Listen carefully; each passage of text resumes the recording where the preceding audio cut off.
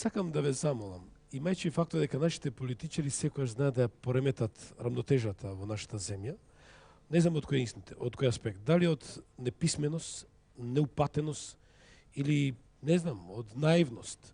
Така е, да речам, колку наивни беа кога дадоа една изјава за една грчка телевизија, а CNN или за CNN, проштевете, тоа беше почитувани од председател на Македонија првиот, таткото на нацијата, господин Киро Глигоров, кој рече: ние сме тука од 7 век, исправете ме. Значи немаме ништо ништо блиско или врзано со настаните пред 7 век.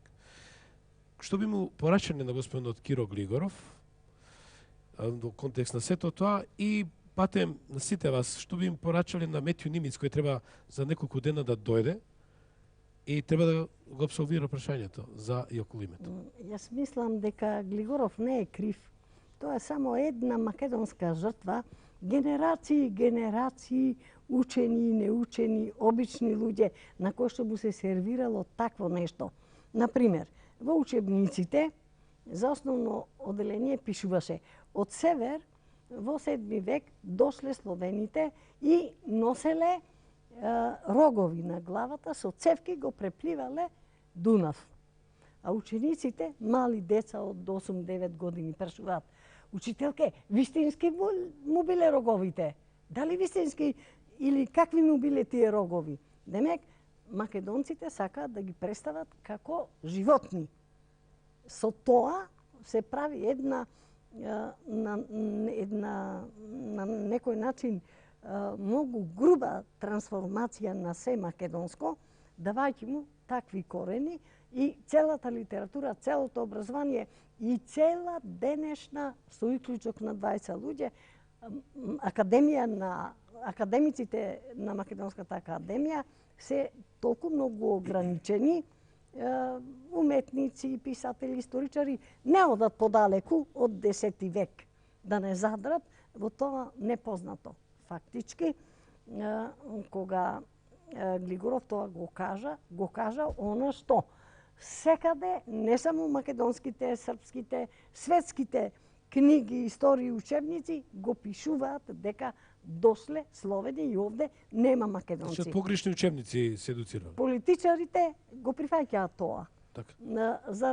Заради тоа што не знаат нешто друго, али затоа сме ние тука. Еве, јас во 15 книги зборувам македонската митологија, македонската медицина, македонските театри, наслов на книгите, македонските древни вредности, македонската исхрана, што јадела фалангата, што носеле, зошто толку црепови, зошто толку орадија, оружје, од каде го правеле, не биле тие диви, не биле тие варвари, што не знаеле да обстанат во животот, да се изборат и добро да живеат. Потоа, уште многу други книги.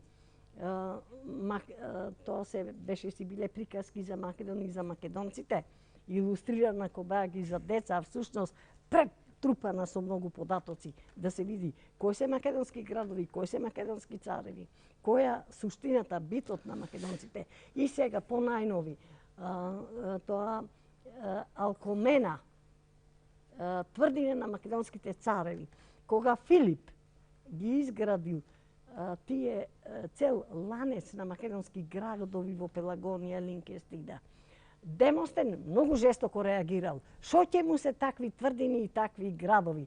Тоа е Алкомена, Стибера, Пелагонија, кај Бонче, тоа е Хераклеја, тоа е Линкестида, тоа е Хискана, целиот тој круг на овие градови. Сакам само да кажам дека Филип, како Хераклит, во спомен на Херакло, ја изградил Хераклеја, ама се сетил, мајката на Херакло е Алкомена, веднаш на 3 километри до Стибера, која што е еден од најбогатите на некој 120 квадрати земја, преку 48 цели статуи се извадени, која е таа работилница што го украсувала целиот свет околу наоколу. Токму тоа сакам веќе